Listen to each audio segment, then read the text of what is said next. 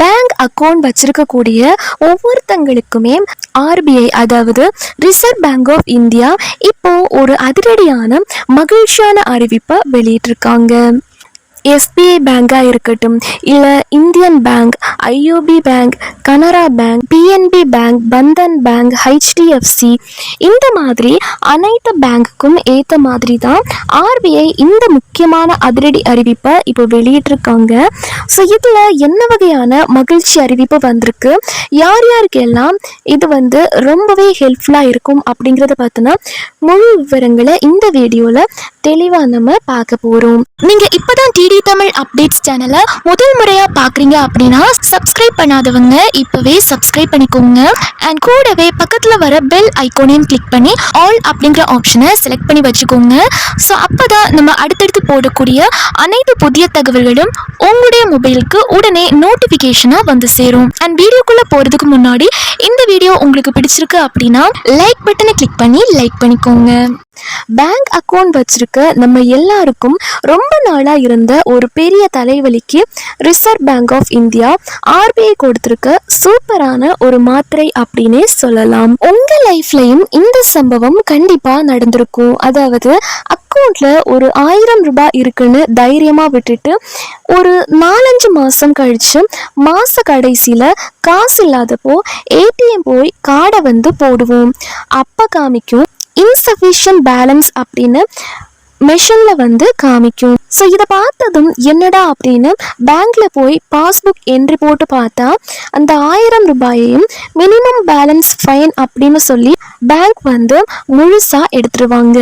விவரம் தெரிஞ்சவங்களுக்கு ஓகே, அதாவது மினிமம் பேலன்ஸ் ஃபைன் எடுத்துருப்பாங்க அப்படின்னு சொல்லி அவங்க தங்களை ஆறுதல் படுத்திப்பாங்க. ஆனால் ஒன்றுமே தெரியாத பாமர மக்கள் அட பாவிகளா நான் போட்ட காசு எங்கடா போச்சு அப்படின்னு தலையில கை வச்சுட்டு நிற்பாங்க. இந்த மாதிரி நம்ம காசை உருவுறதுக்கு ஆர்பிஐ இப்போ ஒரு செக் வச்சிருக்காங்க.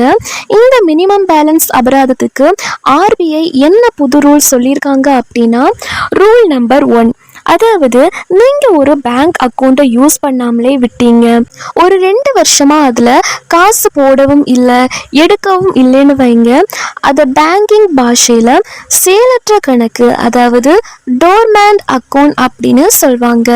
இந்த மாதிரி 2 வருஷமா எந்த டிரான்சாக்ஷனும் நடக்காத அக்கௌண்ட்ல இருந்து மினிமம் பேலன்ஸ் மெயின்டைன் பண்ணலேன்னு சொல்லி 1 ரூபாய் கூட அபராதம் பிடிக்கக்கூடாது, ஃபைன் பிடிக்கக்கூடாது அப்படின்னு சொல்லியிருக்காங்க. இப்ப நம்ம பசங்க காலேஜ்ல வாங்குற ஸ்காலர்ஷிப் அதாவது கல்வி உதவித்தொகை அக்கௌண்ட் இருக்கும் பார்த்தீங்களா, இல்லைன்னா கேஸ் மானியம், நம்ம அம்மாக்களுக்கு வர மகளிர் உரிமை தொகை, இதெல்லாம் வாங்குறதுக்காகவே கவர்மெண்ட் மூலமா ஜீரோ பேலன்ஸ் அக்கௌண்ட் ஓப்பன் பண்ணியிருப்பாங்க.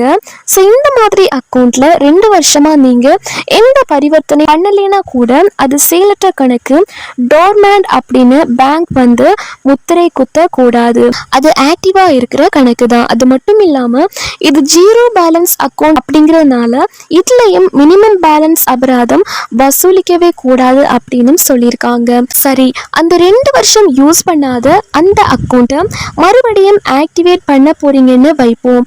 அதுக்குன்னு பேங்க்ல எந்த ஒரு ஆக்டிவேஷன் சார்ஜ் வாங்கக்கூடாது அப்படின்னு சொல்லியிருக்காங்க. அதே மாதிரி அக்கௌண்ட்டை ஓபன் பண்ணும்போது பழைய பாக்கியை கிளியர் பண்ணு, இத்தனை மாசம் மினிமம் பேலன்ஸ் ஃபைன் பெண்டிங் இருக்கு அதை கட்டுன்னு சொல்லி பழைய அபராதத்தையும் உங்ககிட்ட கேட்கக்கூடாது. ஒரு அக்கௌண்ட் 2 வருஷமா யூஸ் ஆகாம இருக்குன்னா உடனே அதை முடக்கக்கூடாது. அக்கௌண்ட் வச்சிருக்கவங்களுக்கு எஸ்எம்எஸ், இமெயில் இல்லைன்னா லெட்டர் அனுப்பி அலாட் பண்ணணும் அப்படின்னு சொல்லியிருக்காங்க. அவங்க ரிப்ளை பண்ணலைன்னா பேங்க் ஓப்பன் பண்ணும்போது யாரை இன்ட்ரோடியூசரா போட்டாங்களோ அவங்கள காண்டாக்ட் பண்ணி விசாரிக்கணும் அப்படின்னு சொல்லியிருக்காங்க. ஸோ இந்த மாதிரி அதிரடியான அறிவிப்புகளை ஆர்பிஐ வெளியிட்டிருக்காங்க. ஆர்பிஐ போட்டிருக்க இந்த ரூல்ஸ் செம மாசா இருக்குல்ல. இந்த ரூல்ஸ் கூடிய சீக்கிரமே எல்லா பேங்க்லயும் நடைமுறைக்கு வரப்போகுது. இனிமே நம்ம காசை தேவையில்லாம பேங்க்ல பிடிக்க முடியாது.